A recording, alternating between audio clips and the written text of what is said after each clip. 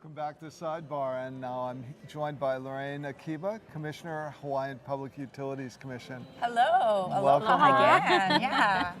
So after the break, when we're done with all of this, we're going to have a panel on innovation up there, and you mentioned on stage wanting to spur innovation. Yes. So how does a public utility, commission help spur innovation and create opportunities? Yeah, that's a great question, and I think the National Association of Regulatory Utility Commissioners actually formed a task force on innovation, and Chair Sheehan, Brian Sheehan from the Illinois PUC, chairs that task force.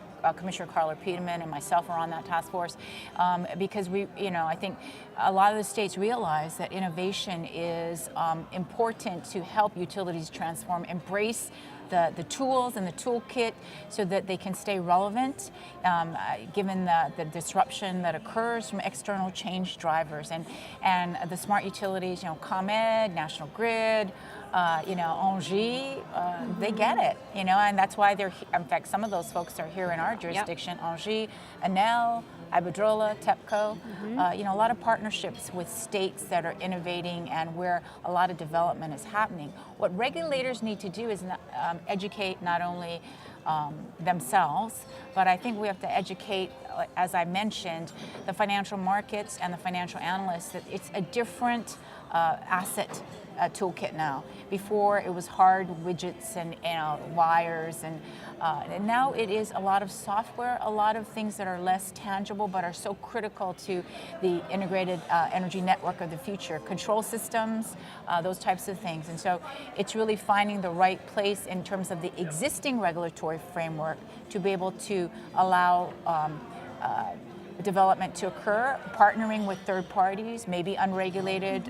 areas where I know a lot of utilities have unregulated subsidiaries that are going into these areas, or even within the regulatory framework, allowing partnering to happen so that third parties can be part of providing services to the customers and allowing reasonable cost recovery for that. Of course, according to the same bond right principles, if it's, is it just and reasonable? Is it prudently incurred? And is it in the public interest, right? Great. But, Elaine's got like 1 minute. Oh, got it. Ask Cool. a question. Okay, yeah. Okay. So Chair Iwase, the commissioner, PUC Commission Chair of the commission, Randy Iwase was on the stage talking about how it's hard to really understand which technology to invest in or what kind of policy to really kind of go in because they're not all created equal.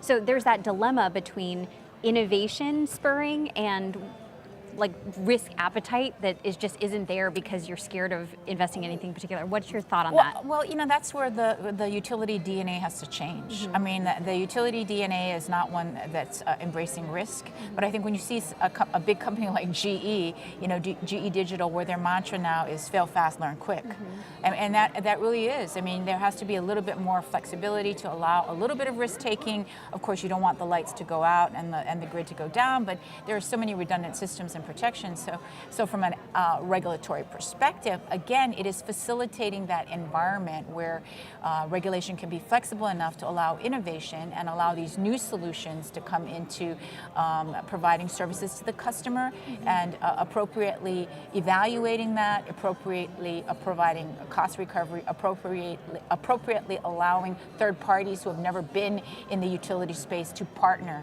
and to do things. And a good example of that is happening in various states, especially Hawaii and California, with demand response aggregators. I mean, these are people that with behind the meter resources that they're aggregating that to be able to provide services to the utility, not only at the distribution level, but also at the transmission level.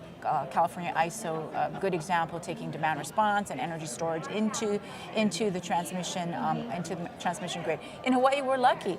We basically have transmission, distribution, and generation kind of all within a vertically integrated entity, whether it's the Rural Cooperative KIUC or the Hawaiian Electric companies. And so the PUC is the FERC, the NERC, the RTO, the ISO, and the state commission. So we can facilitate a lot more regulatory innovation and flexibility. And some of that maybe even looking at a different way to hold utilities accountable.